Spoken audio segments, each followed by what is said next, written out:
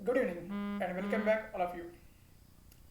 फिर से एक बार quick bytes and prelims rewind through history, ये जो हमारी सीरीज है द कोर आईएएस और मेरे यूट्यूब चैनल के मंच से, उसमें आपका स्वागत है। अभी जब आपको इस सीरीज का नाम बाय हार्ट हुआ ही होगा। हमेशा की तरह आज फिर से एक बहुत ही क्रूशियल एस्पेक्ट हम लेके आए हैं। अब तक ज़्यादातर हमने पर्सनैलिटीज़ के बारे में कवर किया था, कुछ टेम्पल्स कवर किए थे, कुछ ऐसे इवेंट्स कवर किए थे जिसको आपके 100 साल पूरे हो रहे। But now today we are going to discuss about very important aspect, a very salient aspect which is like a hidden aspect. ये थोड़ा सा हटके एस्पेक्ट है जिसके बारे में ज़्यादा हमें जानने को नहीं मिलता है और उतना ही क्रूशियल है, और हमारे एनसीईआरटी बुक्स में शुरुआत में ही हमें मिलता है। तो क्या है ये एस्पेक्ट, तो जानते आइए। तो आज के बाइट का हाईलाइट है नई तालीम। टुडेज हाईलाइट इज अ नई तालीम। तो व्हाट इज दिस नई तालीम? ये नई तालीम है क्या, बिल्कुल हम देखेंगे। लेकिन ये नई तालीम अभी इतना न्यूज़ में क्यों है और हिस्ट्री में उसका क्या इंपॉर्टेंस है, तो हम देख पाएंगे कि ये मॉडर्न हिस्ट्री के परस्पेक्टिव से बहुत ही क्रूशियल है। और क्रूशियल इसलिए है क्योंकि सीधा हमारे फादर ऑफ नेशन, जो हमारे राष्ट्रपिता है महात्मा गांधी जी, उनसे ही वो जुड़ा हुआ है। और ये जो नई तालीम है, इसको हमारे जो ऑनरेबल वाइस प्रेसिडेंट है इंडिया के, श्री वेंकैया नायडू जी, उन्होंने इस बात का जिक्र किया है। ही बेसिकली reiterated the term नई तालीम when he was speaking at a silver jubilee celebrations of the Mahatma Gandhi International Hindi University. Okay, so obviously when the constitutional personalities like the President of India or a Vice President of India, when they something that means a lot, and since the term is associated with Mahatma Gandhi, the father of nation, obviously it means tremendously. Right? It means tremendously. It becomes like a heart and soul of the modern India. And a question can definitely be asked. तो क्या exactly ये matter है? तो जैसे मैंने बताया, हमारे माननीय उपराष्ट्रपति जी ने ये जो सिल्वर जुबली सेलिब्रेशंस हो गए महात्मा गांधी इंटरनेशनल हिंदी यूनिवर्सिटी के, उसमें वो ये बताया कि जो नई एजुकेशन पॉलिसी करंटली आई है 2020 में और जिसको अभी 2022 से इम्प्लीमेंट किया गया है, ओके, वो महात्मा गांधी जी की जो नई तालीम की पॉलिसी है या नई तालीम का जो एजुकेशन का कंसेप्ट था गांधी जी का, जो गांधी जी लेके आए थे 1937 में, उससे बहुत ही मेल खाती है, उससे बहुत ही मिलती जुलती है, उसको फॉलो करती है, ऐसा वाइस प्रेसिडेंट ने कहा है। तो ऐसा उन्होंने क्यों कहा है? क्योंकि खास करके उन्होंने इस बात को लेकर ये कहा था कि जो न्यू एजुकेशन पॉलिसी है हमारी, वो उतना ही इम्पोर्टेंस मदर टंग को दे रही है, मातृभाषा को दे रही है, specially at elementary level and school level, जितना गांधी जी ने उस समय दिया था फ्रीडम स्ट्रगल के दौरान। मैं आपको एक बात बता देता हूँ कि गांधी जी ने हमेशा ही मदर टंग और हिंदी का सपोर्ट किया था। Hindi should be the national language, not a official language. Today Hindi is a official language of India. आज हिंदी राजभाषा है, राष्ट्रभाषा नहीं है। लेकिन गांधी जी ने 1920 में जो नागपुर में सेशन हुआ था कांग्रेस का, जब नॉन कोऑपरेशन मूवमेंट को अप्रूव करके मूवमेंट चलाई गई थी, उस समय महात्मा गांधी जी ने कहा था कि Hindi has to be the national language of India and the mother tongue has to be the medium of instruction. Okay, तो लैंग्वेज के मामले में गांधी जी के विचार बहुत क्लियर थे, और इसलिए जो अभी न्यू एजुकेशन पॉलिसी है वो भी मदर टंग के ऊपर फोकस कर रही है, ना कि इंग्लिश के ऊपर। तो जाहिर सी बातें, ये बातें गांधी जी के नई तालीम या उनका जो एजुकेशन का कंसेप्ट था, एक उनका जो विजन था, उसमें हमें दिखती है। तो एग्जैक्टली ये नई तालीम है क्या? जैसे मैंने बताया, आप एनसीईआरटी के टेक्स्ट बुक्स ओपन करोगे, so you will always get that frame जहाँ पे नई तालीम और गांधी जी का तालिस्मान आपको दिखेगा। सो नई तालीम ये दो वर्ड्स का कॉम्बिनेशन है। नई ये हिंदुस्तानी या हिंदी वर्ड है जिसका मतलब न्यू होता है, एंड तालीम मतलब उर्दू वर्ड है जिसका मतलब एजुकेशन होता है। So Nai Talim is a new education and we are also having the new education policy. तो जैसे मैंने बताया कि 1937 में कांग्रेस का वर्धा में, जहाँ पे गांधी जी का सेवाग्राम आश्रम था, वहाँ पे एक सेशन हुआ था। वो कांग्रेस का सेशन आपका पॉलिटिकल पर्पस के लिए नहीं था, एजुकेशनल पॉलिसी क्या होगी कांग्रेस की वो डिसाइड करने के लिए सेशन हुआ था। उसमें बेसिकली एक कमेटी बैठी थी, डॉक्टर जाकिर हुसैन कमेटी, जाकिर हुसैन बहुत ही इंपॉर्टेंट नेशनल लीडर थे या फ्रीडम स्ट्रगल के एक की कंपोनेंट थे। बाद में जाके डॉक्टर जाकिर हुसैन इंडिया के आपके प्रेसिडेंट भी बने थे, इंडिपेंडेंट इंडिया के प्रेसिडेंट भी बने थे। तो उस जाकिर हुसैन कमेटी ने जब डिस्कस किया था कि हमारा एजुकेशन कैसा होना चाहिए, why because till now what ever educational developments were introduce in India वो अंग्रेज़ों ने इंट्रोड्यूस किए थे। ठीक है, लॉर्ड मैकॉले से जो इंग्लिश एजुकेशन चालू हुआ था, सारे एजुकेशनल कमीशंस या कमिटीज़ अंग्रेज़ लेके आए थे। तो इसलिए अभी कांग्रेस खुद एक कमेटी लेके आया था, डॉक्टर जाकिर हुसैन कमेटी। उसमें गांधी जी ने यह कंसेप्ट नई तालीम का लाया था और उसका फोकस सीधा ही गांधी जी के ग्राम स्वराज कंसेप्ट से था। उसका सीधा सीधा फोकस गांधी जी का ग्राम स्वराज और self reliant villages, self sustaining villages कैसे हम खड़े कर सकते हैं और उसका नेशन बिल्डिंग प्रोसेस में कैसे इंपॉर्टेंट रोल है, वो विजन और ऑब्जेक्टिव अचीव करने के लिए ये नई तालीम लाई गई थी।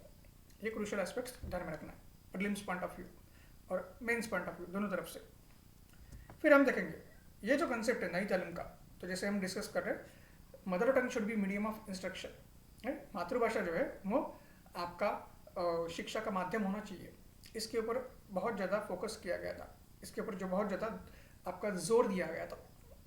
और उसके साथ साथ नई तालीम में फ्री और कंपलसरी एजुकेशन, जो आज right to education act article 21A जो बन चुका है, ठीक, 86 अमेंडमेंट की वजह से, जब 2002 में आया था अमेंडमेंट और 2009 में एक्ट पास हुआ था। तो फ्री एंड कंपलसरी एजुकेशन का जो कंसेप्ट है उस समय गांधी जी ने दिया था अपनी नई तालीम में। और उस समय गांधी जी स्किल डेवलपमेंट की बात कर रहे थे। उस समय गांधी जी स्किल डेवलपमेंट और स्किल ट्रेनिंग्स की बात कर रहे थे अपने स्टूडेंट्स के लिए, मतलब जो हमारे फ्यूचर जनरेशन्स थे उनके लिए उस समय। और उसके साथ साथ जो नई तालीम है उसमें और कुछ बेसिक प्रिंसिपल्स है। ये जो कंसेप्ट है उसमें और कुछ बेसिक प्रिंसिपल्स है, जैसा हम यहाँ पे देख सकते हैं।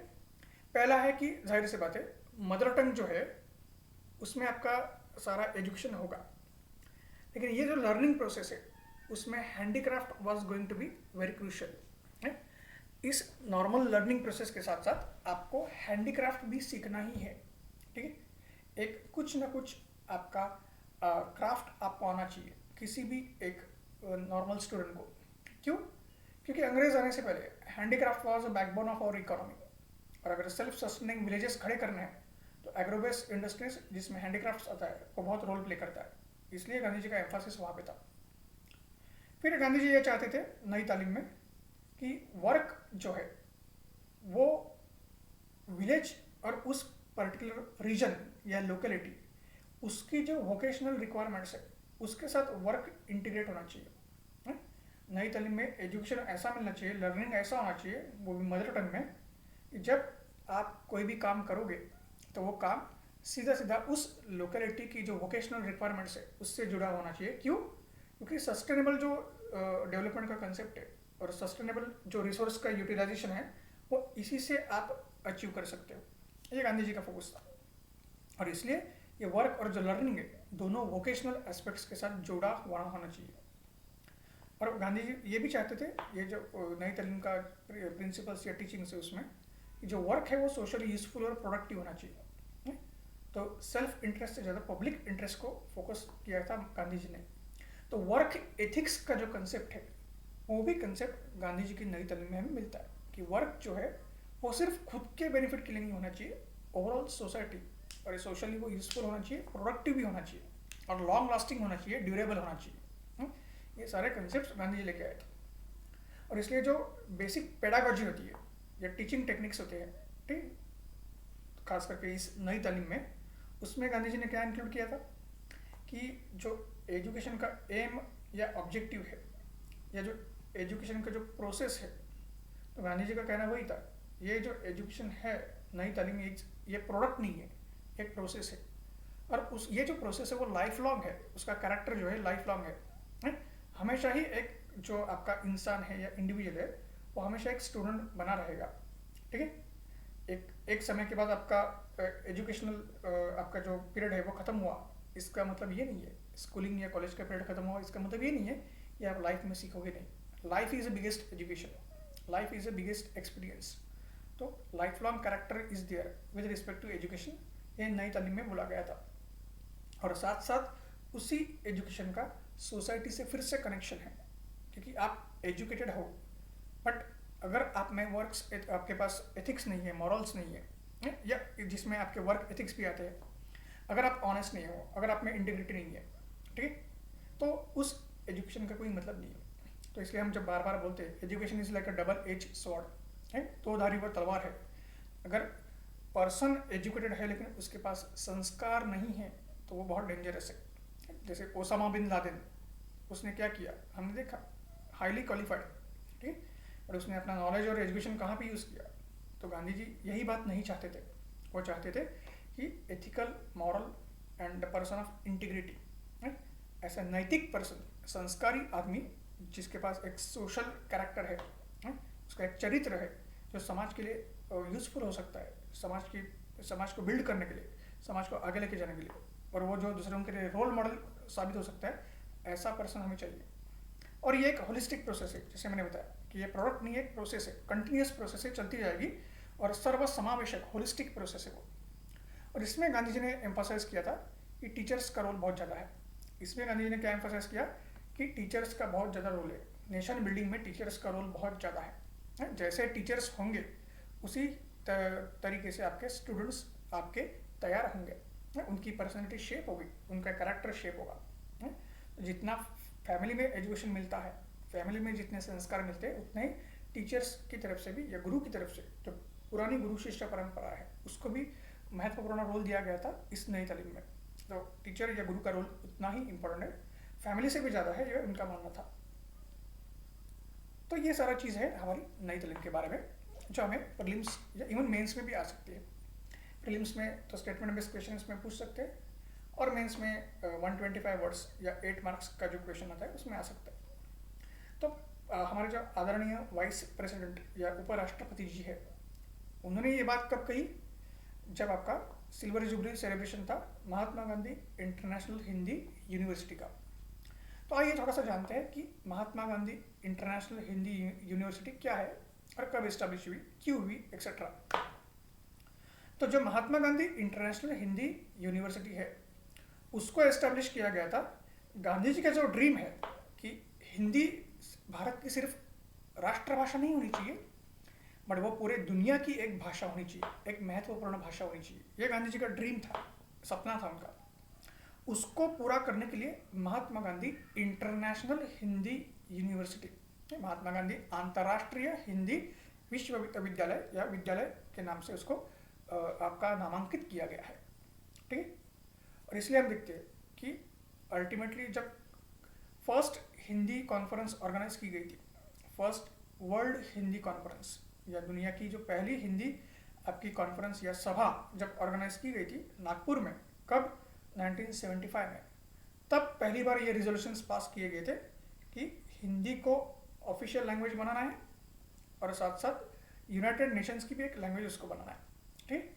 पहले रिजोल्यूशन में क्या पास किया गया था, नागपुर में जो रिजोल्यूशन हुआ पास किया गया था वर्ल्ड हिंदी कॉन्फ्रेंस के माध्यम से, उसके पहले रिजोल्यूशन में ये बोला गया था Hindi has to be official language of the United Nations. United Nations की एक ऑफिशियल लैंग्वेज में से एक हिंदी होनी चाहिए, ठीक। जैसे चाइनीज़ है, अरबिक है, स्पेनिश है, वैसे हिंदी भी एक है। और दूसरा रिजोल्यूशन क्या है कि हिंदी को वैश्विक स्तर की भाषा बनाने के लिए जाहिर सी बात है अंतर्राष्ट्रीय या वैश्विक हिंदी विद्यालय या विश्वविद्यालय बनाना ज़रूरी है।